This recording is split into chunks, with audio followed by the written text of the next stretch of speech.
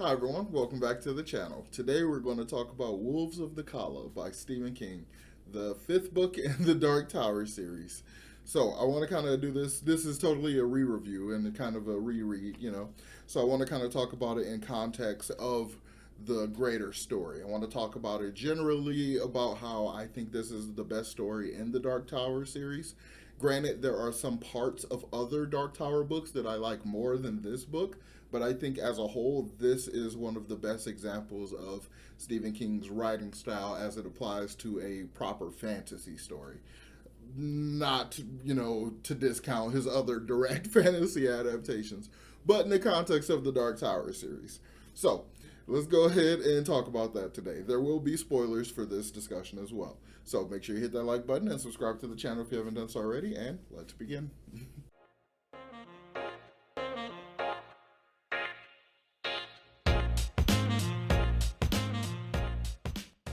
So, as I already said, The Dark Tower I think is probably one of Stephen King's best stories within the Dark Tower series. So, I was saying earlier that, or in the pre intro, that there are some parts of other books, later books, that I really enjoy more than this book. There are some parts in the later part of the Dark Tower series, like the last book and the second to last book, where we get so incredibly meta that it is just so much fun. It's Deadpool or She-Hulk levels of meta, and it's just a lot of fun, and I really, really enjoy it. But like those little parts, I think I enjoy basically more than the entire Dark Tower series.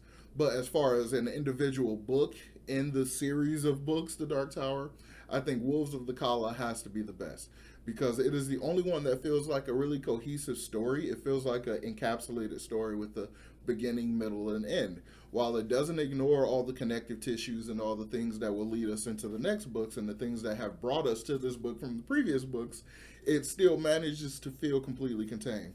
So I think the story was also kind of inspired by like the Magnificent Seven, and that there's a group of good doers or whatever that kind of end up in the town, and they basically do a favor for the townspeople for the greater good.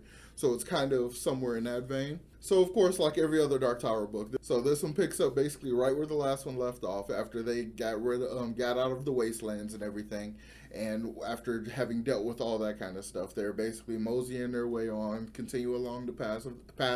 I'm gonna stumble over so many words. They come, our crew continues along the path of the beam, and along the way, there's a group of people, like a group of strangers that are following them, and it takes them a little bit of while to notice, but they notice them without the group noticing that they noticed them. But Roland also noticed them way before the rest of the crew noticed them. So basically, Roland's assessment is they're not a threat. They will come and talk to us when they feel like they're ready to and stuff. So he's like, let's just go ahead and go on. So during this time, they essentially, like take a nap. They're doing their normal stuff. They go ahead and go to sleep. And we end up getting introduced to a new mechanic, which is Todash. Which is going Todash. It's so weird because Todash is like a place, but it's also an action. It's like a verb and a noun. It's a little weird. So we essentially start to get introduced to the more interesting nuances of this multiverse, which is the things that I really, really like the most about Stephen King's Dark Tower series. So by the time our quartet actually speaks to these strangers, we come to find out that they're from a village, for lack of a better term, that's they call them Callas. It's a Calla, so they're from Calla, Bryn Sturgis, and they're essentially going to our gunslingers, asking them for help with the situation that has been happening to them for over 20 years or so. The majority of the people in this town, when they give birth to twins. Twins are very, very common here, and every so often, a group of people will come down from a mountain that they call Thunderclap, and will essentially take one of the twins of each set and basically take them, and then by the time they come back after having been just put on this train and sent back, and then they either go and find them on the train at the final stop or they wander back this way, they're mentally completely devoid of like sense. They're basically made, they're, the term they use is ruined. They're ruined or ruined or whatever, so they're completely messed up in their heads, and they also have some physical deformities or changes, I guess, because they're often way bigger than they would have been before they were taken. They grow to like 7 feet tall and they're hyper muscular, but they're like very, very dim witted. So essentially after years and years of this, the town really doesn't want it to continue to happen. So it happens probably like every decade or so, something like that. And this time around, like there's a bunch of young kids and stuff, and now the town is very worried that again this is going to happen, and they actually feel like maybe we should try to fight this time. So that's why they end up following Roland and crew and essentially ask them to help. So them being essentially this king version of knights, they're gunslingers. They basically like kind of go ahead and say yes, of course they're going to help, which is really led by Roland because he's really like a knight for all intents and purposes. So he, kind of tells them like, yeah, we're going to go ahead and help and all this stuff. And like some of them kind of doubt the gunslinger nature of Susanna and Jake because he's a little boy and she's a woman who's paraplegic. Or not paraplegic, but a double amputee. And so they're like, how can like some lady who's in the wheelchair, like how can she be a good gunslinger? How can this little boy who can barely shave like even be a gunslinger or whatever? And Roland just like, do your thing, and like he throws all these things up in the air and they say the mantra and stuff, and they just show off. They're all just absolute badass. And to me, this kind of part of the story kind of confirms that the nature of being a gunslinger, apart from being taught a little bit of something, it seems like there's a quartet nature to it. It seems like they just, by nature of being a part of Roland's quartet, they have like in a symbiotic kind of way developed some of his abilities. So like how Jake develops the touch, he becomes far more mentally sensitive and he kind of develops psychic abilities to a degree, but they all kind of do within the group. So it's kind of interesting to see how just being a part of this group that is like forged by destiny and stuff like that kind of changes them in various ways, which is almost an origin for Stephen King's like random psychic people. So it kind of works in a lot of ways. I like it. I don't know. But I think the story is really, really cool because it is so contained.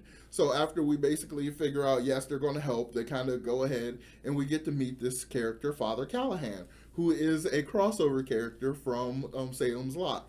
So the first time I read through the Dark Tower series, I had not read Salem's Lot or even seen the movie. So this time around, it was a lot of fun getting all these references, all this kind of nuanced reference to Harrow, like to the vampire and stuff, and how Callahan like went off and became like this amazing vampire hunter. And so we kind of get a loose sequel to the Salem's Lot. We kind of get just by his verbal recollection up until the point where he died, which is how he made his way to Midworld. Same way when Jake died, he came to Midworld. So the same kind of thing. Like so, we kind of get a little bit of that, and I thought it was really cool. And it's also in a way, it's very much constrained as far as the crossover stuff. Like King could have gone just crazy with it, but he just kind of contained it to this one character that has like a lot of just based on his experience. He's also coming into contact with different things that are crossovers.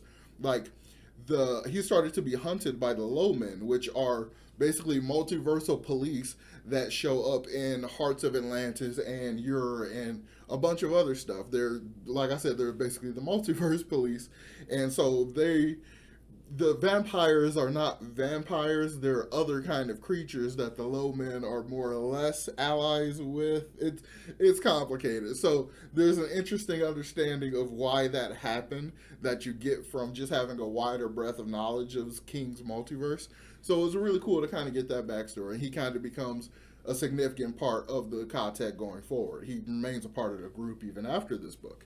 And it's just a lot of fun to kind of see that crossover element and stuff kind of happen here. So while the quartet is hanging out with the Calla and learning, meeting these people and stuff and kind of getting used to their environment and starting to prepare because they have roughly 30 days before the wolves return and to take the kids and stuff.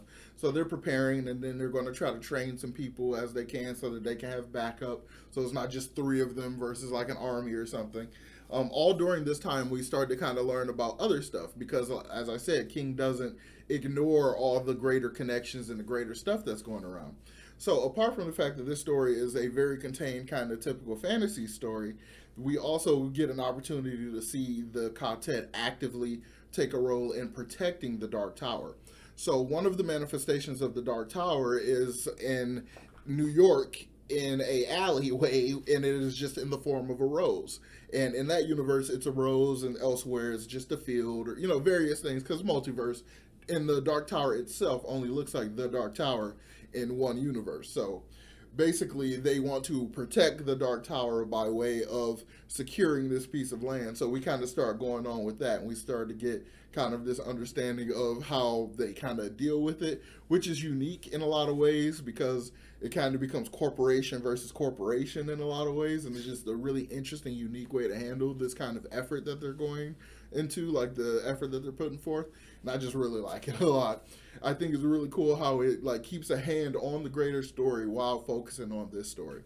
And apart from that, we still have some repercussions that are happening that we're dealing with as a result of the stuff of the last book. So when Susanna had to sleep with that demon in order to like cause a distraction, in order for everybody else to do like their part of the plan and stuff, in order for I think they were trying to get Jake. It was basically to distract the demon so that they could get Jake and stuff.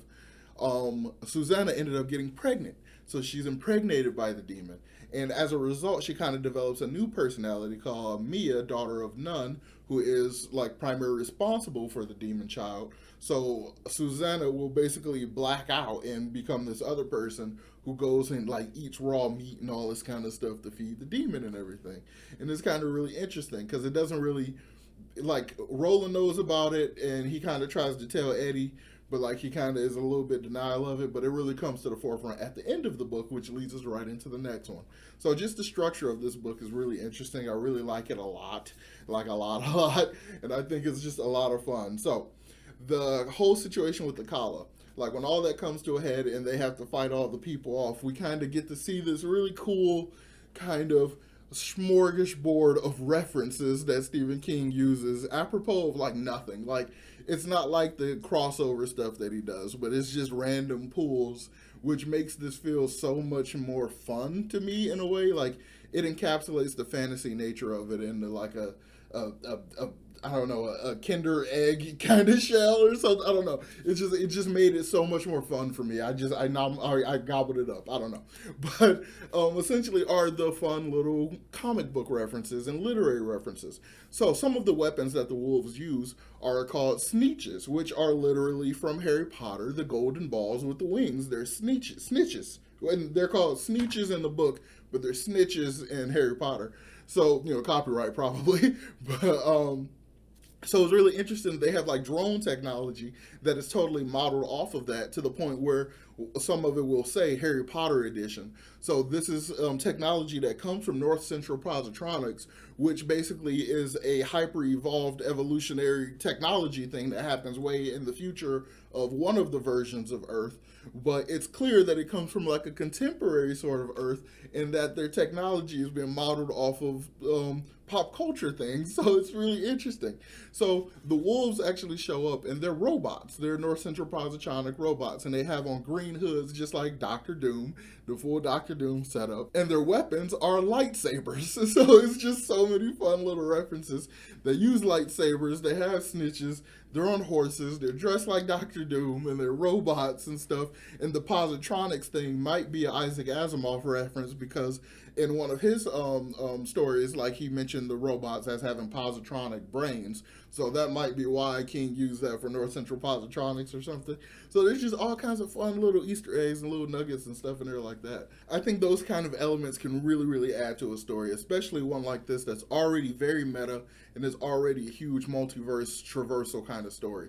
So it just adds so much flavor to it, so much life to it. And even now, like when this came out, those references had to be like, what? Like, because this book, I think it was like 2007 or something. So those references had to be like a little insane. But like now, they're still insane because a new Harry Potter based game just came out, and of course the Marvel Cinematic Universe and stuff. So it's just like there's still great references and stuff, and I really like it. And of course Star Wars will never end at this point. But like, so I just really, really like that stuff.